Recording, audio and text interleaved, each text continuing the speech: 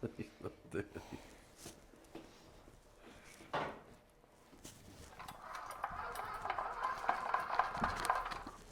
ring, ring, ring, ring, ring, ring, ring. Must be for me. Ring. Hello, Paul, is that you? Hello. Hi, mate. Hello. We're live. We're on air. Hello. Well, welcome to Guernsey Bunker. What are we talking about today? Ah, very exciting program today. Boots. How interesting is that? It's very exciting and very interesting because an army... what's that saying about something about an army stomach? Marches on their stomach, so what's that got to do with the boots? I don't know. Anyway, let's investigate. Welcome to Guernsey Bunker. Here we go. We're live streaming. Right. So Paul, you brought some very interesting gear along here today. Boots. Some boots. Right. The enlisted man was issued with 2 sets of boots, basically. Ankle boots, which was sort of multi-purpose all day long, wear these ankle boots. This camera good? Yeah. They were hobnailed underneath, metal rim on the back, and just good old sturdy boots. Very similar to the British Army boots. And these were size 9s. Quite difficult to find these days. Basically, every soldier had one. So when they were, like in Guernsey, they were POW to the UK, they would have gone off wearing their boots. So you don't often see them. If any boots were left behind, there was a shortage of all clothing in occupied countries because nothing got imported. Nothing was manufactured, very little. So people recycled these boots. So to actually find a usable pair of boots in this condition is quite scarce. Are these original German issue? Absolutely, yeah. And they always had these ridiculous amount of hobnails, steel hobnails on them. So this is the definitive hobnail boot. Yep. Can we have a look at the soles there? So this would have been issued. Every enlisted man had a pair, and the NCOs. Officers didn't have these. No. Yeah, maybe it's got the program monitors frozen there.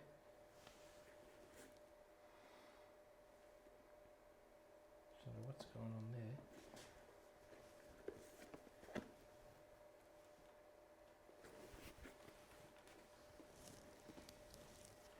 Sorry, mate. I just see that the program's actually frozen.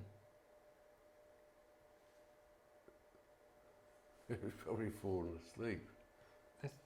Oh yeah, it's working again. Okay, so let's have a squeeze at the base of these boots. These are the original hobnail boot. Yeah, absolutely riddled with steel hobnails and a steel rim on the back so that the heel didn't wear. I mean, these just would last forever.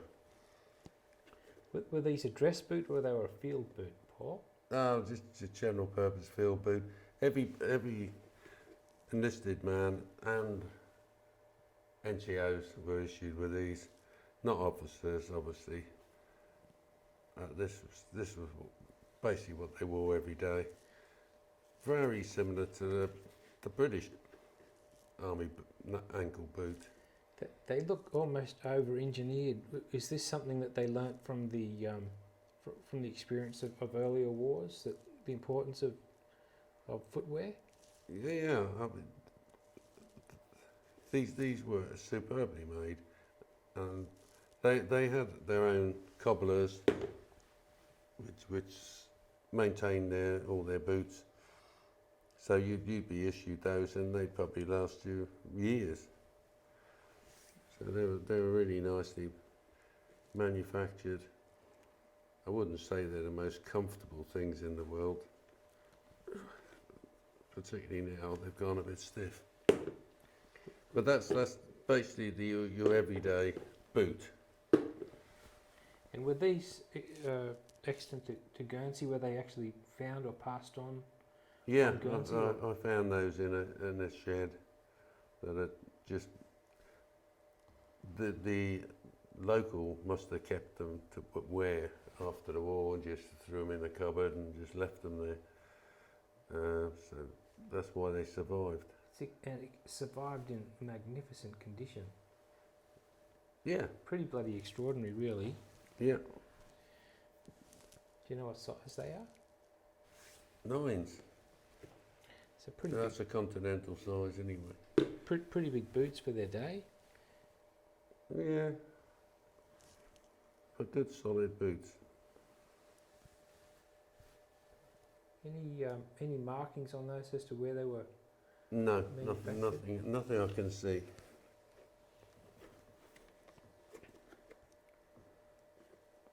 No. Only the size. And But they were also issued with a marching boot. Everybody will recognise these straight away because basically they're what's called the jack boot. Every enlisted man and NCO was issued with a pair of these. In fact, these have been resold using continental heels. Again, sometimes these were hobnailed as well, but if these were used by a civilian after the war, he would have taken off the hobnails. So when they were resold by Continental, was that something that happened in the 40s, or is it are you able to date that resoling? No, right through the war they would have used those heels. So Continental, the same company, Makes tyres. makes tyres, yeah. Yeah, yep. So you have a basic enlisted man's pair of jack boots. The officer would have had a similar style of boot, but they tended to be higher and much better quality, finer leather. I mean, this is pretty robust and thick and heavy, but the officers were more like a riding boot, a cavalry boot, which was much better quality. And of course they didn't have to sort of march. These are traditional marching boots. So you'd be issued these as a standard sort of day use, field use, Yeah, yeah. and then Marching boots. marching. Okay, so not really ever used in the field unless obviously you'd wrecked your other boots. Does that mean your field kit would be comprised of a couple of pairs of boots? Yep, that's it. Looks like all triple stitched. Oh, they were made to last. And yeah, these. You'd have a special tool to pull these on. Pull them up. But again, the survival rate is quite low on jack boots and ankle boots, simply because they were nice quality and there was a shortage of all clothing and footwear at the end of the war, so the locals would have used these in their as work boots. So, as I say, they are difficult to find. There was a particularly strange pair of boots.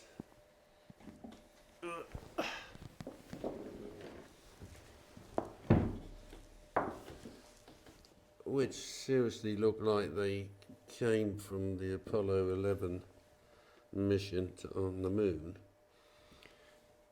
These were issued only for sentries or flak gun crew. You can imagine if you were stuck outside all night on sentry duty, freezing cold in the winter, these over boots. So you'd have your normal boots on, and you'd put these over the boots, Yep. and keep your feet from freezing. These were waterproofed, or they were treated to be waterproof? They Only- almost look only- like something you'd wear in the snow. Yeah, only the bottom. They're similar to what they issued for the troops on the Russian front, but they were far too late producing them for the Russian front, so a lot of the German soldiers suffered very badly. Very useful, not only for guard duty, but for flak gun. You may be stuck on duty on a flak battery for all night. Yep. And again, you're on concrete. You're going to feel the cold in your feet. So these over boots were fantastic. This particular pair was produced in. Can you get close up of that, Greg? Yeah, sure. Give it a go. In 1942 by Anton Bartevelt in Berlin. I absolutely cannot believe the quality of these boots and the condition that they're in, Paul. Well, these staggered. actually, to be honest, have never been issued. I mean, you can see that they've never actually been on. That's a wooden. Anyway. That's a wooden sole. Yep. Absolutely extraordinary. I've actually never seen any photographs of it in use. I think they were basically a non-starter. But they weren't specifically, for use in snow or No, mud no, and slush. they were the other winter boots they did produce were similar bottom to them, leather, and this felt sides went up to about that height, and they were winter boots. But these were specifically for flak gun crew or sentry guard duty. I wouldn't imagine you'd have a hell of a lot of grip with those soles. Can we have a look at those? Well, if you're on sentry, you're not moving very far, are you, really? Yeah, righto.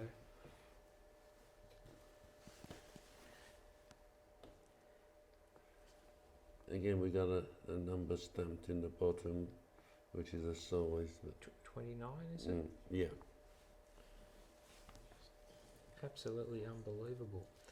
And are these something that people who wish to visit your museum, the Underground Museum, can see exhibited? Yeah. Yeah. But there's no proof that these didn't come from Guernsey. So as I say, I've never seen any photographs of sentries using them. To be fair, our climate here is quite nice, so there wasn't a necessity for really this over-the-top winter wear. I mean, really, they are incredibly over-engineered, aren't they? Absolutely extraordinary. Yeah. I mean, they could have spent their time and money producing something a little bit more sensible than a sentry's over boots. Well, if you're on the eastern front or somewhere where the weather was absolute hell, these could be a lifesaver if you're looking at losing toes in something else, I guess. Yeah, but unfortunately they hadn't introduced these for Barbarossa. They had very little winter clothing, specifically for winter warfare. That's why basically the Russians were far more used to that weather condition to start. I mean, there was their natural weather, so they knew how to cope with the extreme cold, and also they had the equipment for winter warfare. The Germans were sent there with very, very little, and by the time the they were dying in the thousands of frostbite, etc. By the time the Oberkommando of the army realised the problem, it was too late to start producing winter clothing. So they quickly tried to get out as much as they could, but they weren't geared up for it. So the poor Germans, I feel sorry for them because they were at such a disadvantage. The Russians really were superior in all their equipment for that type of warfare. Absolutely fascinating collection, and something that would be terrific to perhaps anybody that has boots of this ilk, if they do, wind up either from Guernsey or travelling to your museum from the continent, to bring them along and to compare and discuss, because you've obviously researched the depths of the exhibits, which is a great thing about your museum, Paul, is you can actually stand at every exhibit and just drink it in for an hour if you really want to. Absolute credit to you. Terrific work. Particularly something like this, it's not just a boot, it tells a story. And I mean, the British Army didn't have anything to compete with this. No other allies. The Americans didn't have over boots. They weren't geared up for the winter weather. But the Germans were well, they basically lost the war because they got outnumbered. The Allies were far too strong and for one nation. So, but they really are quite fun, aren't they? You can see Neil Armstrong wearing those. Absolutely amazing. They are very much like plodding around the moon. Moon boots. You'd have a bit of a hard time getting your undershoe, or I'm not your sure. first layer. As I say, I've never seen them illustrated in use, so I really don't know what you wore underneath. But they're called an overboot. Yep. So they must have been over something. So you don't think that a conventional boot was meant to go inside these? But It'd be a bit of a struggle, don't you think? Yeah, that's what I was. So, okay, this all opens up, but there's not that much room in there, is there? No. Do you know anything about the? Were they knitted woolen socks, or what did they? Do you have any of that uniform material left over? I guess socks were sort of something that were constantly recycled. Yeah. And used, difficult to find. Yeah. No, very little. The odd shirts survived, tunics survived, trousers, but not lesser items. Absolutely extraordinary collection there, Paul. And not forgetting the famous jack boots. And you said that the officer boots were a bit taller and a bit more finely crafted. Yeah, you can imagine riding boots. Yeah. Cavalry boots. I mean, that's basically the officer class were ex-cavalry anyway. And is the kind of polish that they use to maintain and weather seal these, is it pretty much identical to the material that we use today? Or Yeah.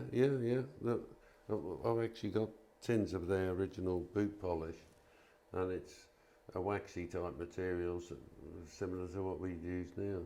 Yep. A bit of a natural, weather seal. Yeah, they have to keep them clean, like any army. Yep. Absolutely extraordinary. Well, we might bring our Guernsey bunker to a close. It's a short one, but it's a sweet one tonight.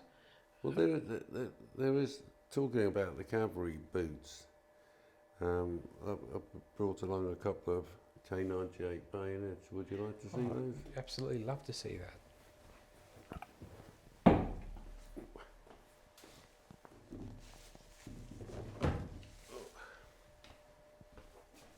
So maybe you could just talk about the K98, so that people know, what it is you're referring to. Yeah. Again, the standard rifle of World War II for the Germans was the Mauser K98, which was the modified 1898 pattern rifle. They then produced these specific bayonets. They were introduced in 1934, but didn't become in general manufacture to 1936. And these had Bakelite grips on them, and just a basic knife bayonet. Let me get the camera onto that.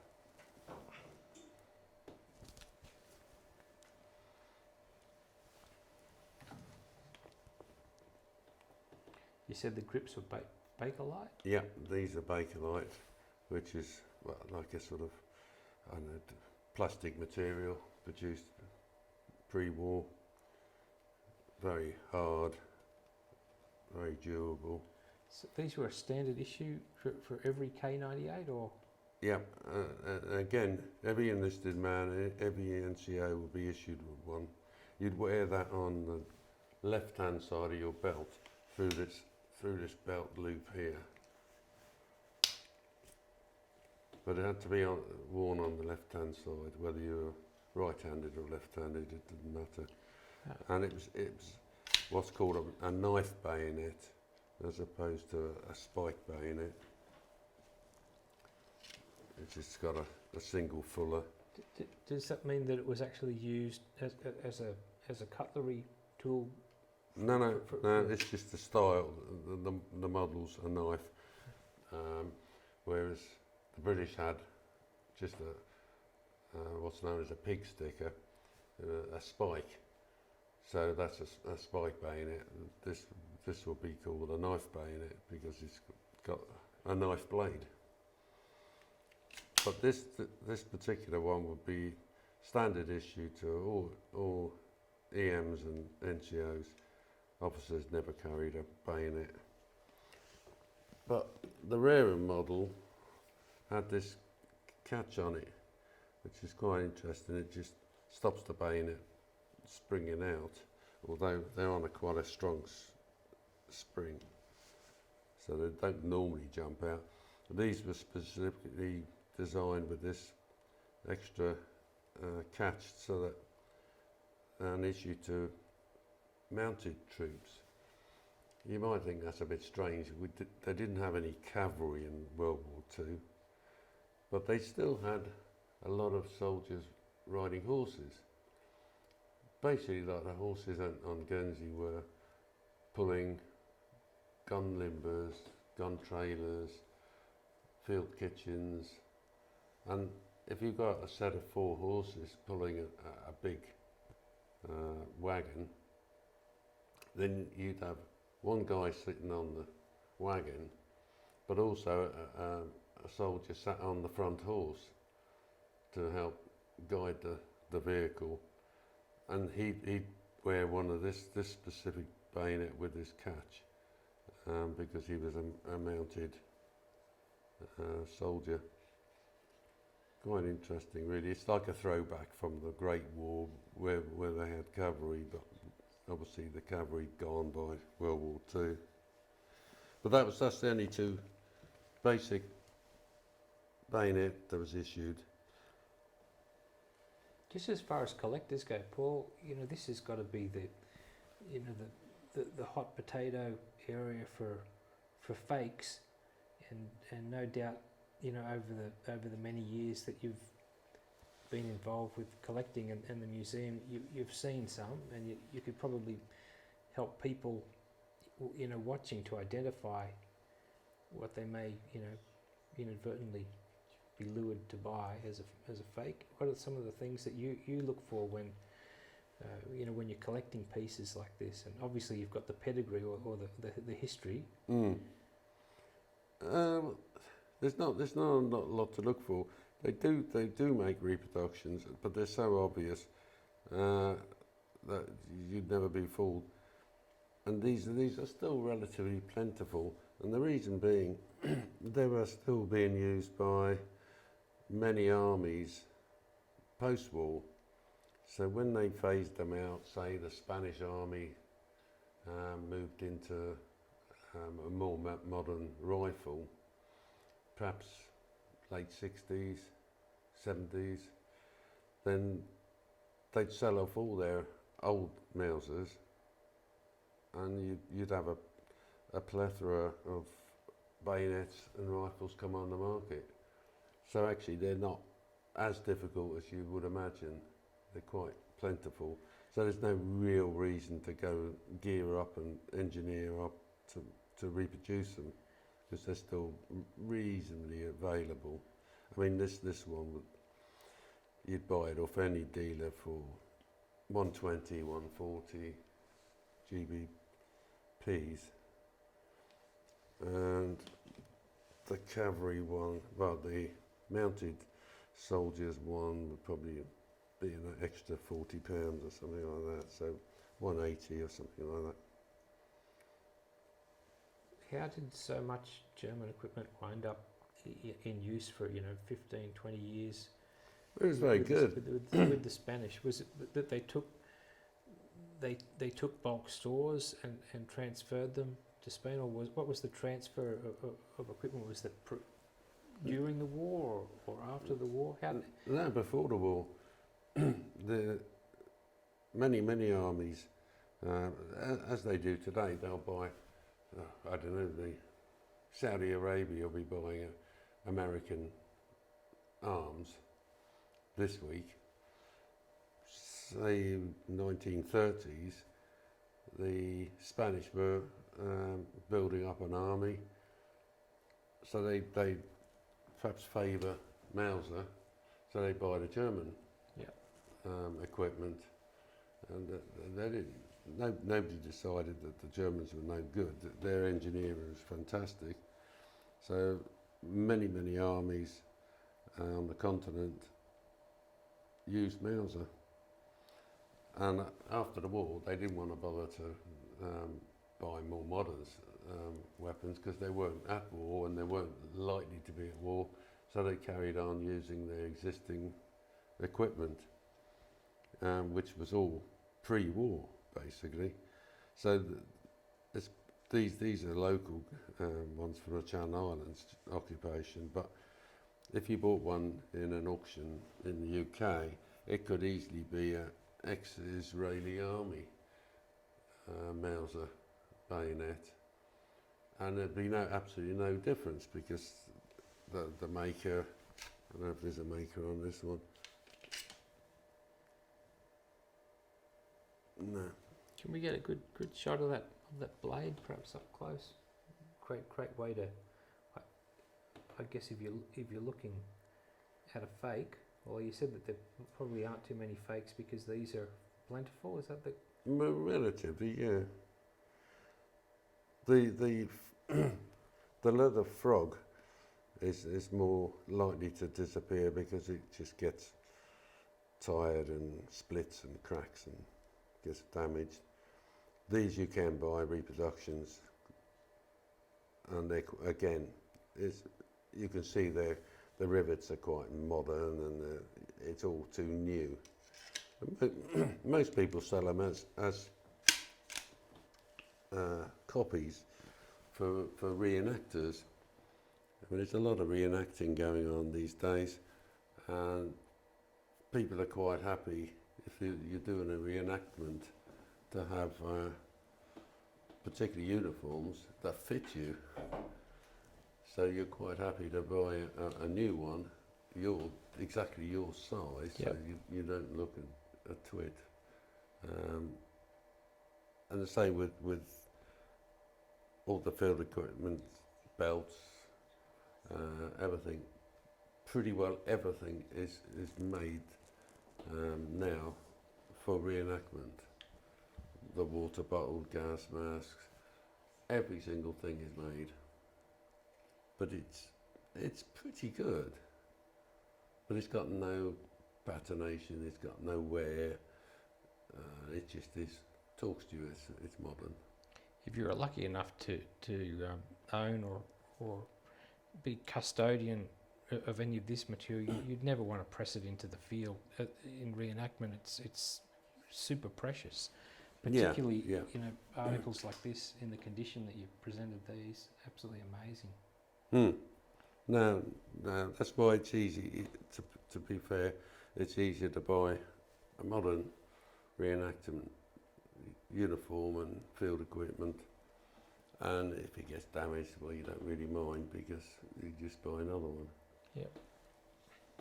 Absolutely beautiful. And it also, it fits. And it fits. Hey, that's an interesting question. I guess, the average or the sort of, median uniform size, whether it's boots or trousers or shirts, 75, 80 years ago was probably a bit different to... They were, yeah. People were smaller. Yeah. And I don't know how many helmets and caps you've handled, but you'd be surprised how many helmets you can pick up and put one on your head, and it's too small. And you try another one, it's too small. Yep. Try another one, it's too small. People were a lot smaller.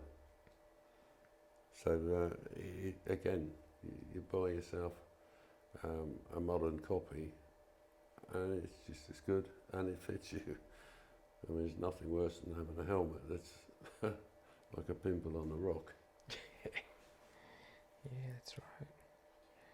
Oh, beautiful, mate. Thanks very much for bringing these articles in. You're most welcome. Terrific, and I'm sure, as some of the previous episodes, we're going to get more, emails and comments and questions, and we'll have to start printing and tabling some of those, because I'm sure that they're questions that could be answered publicly too. Terrific about kit like this and other material.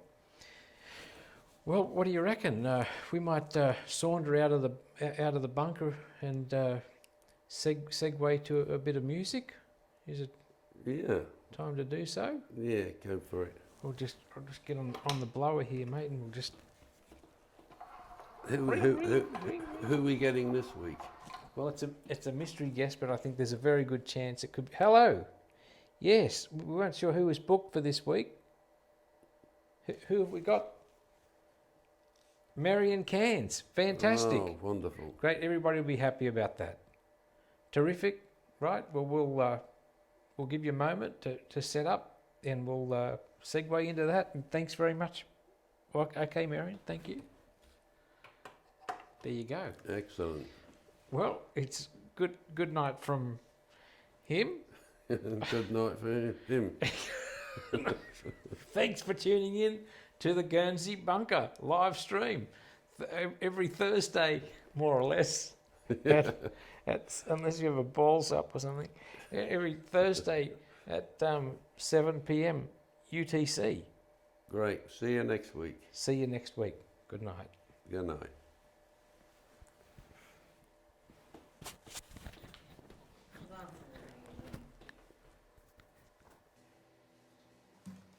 Hello everybody, welcome to Guernsey Bunker. Thank you guys for having me here. So I'm going to do a song which is, well, it's pretty new because it's on my new album, which has, came out a couple of months ago. Came out as a single a couple of months ago. It's called Steam.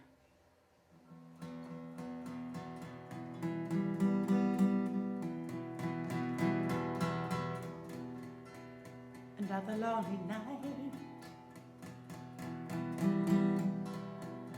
yet you're right here beside me. Might as well be gone. We couldn't be any further apart. Another lonely night. Should I put my arms around you? Will I feel you breathe? Or are you cold? And do you feel how empty I am in my heart? And do you feel this pain I have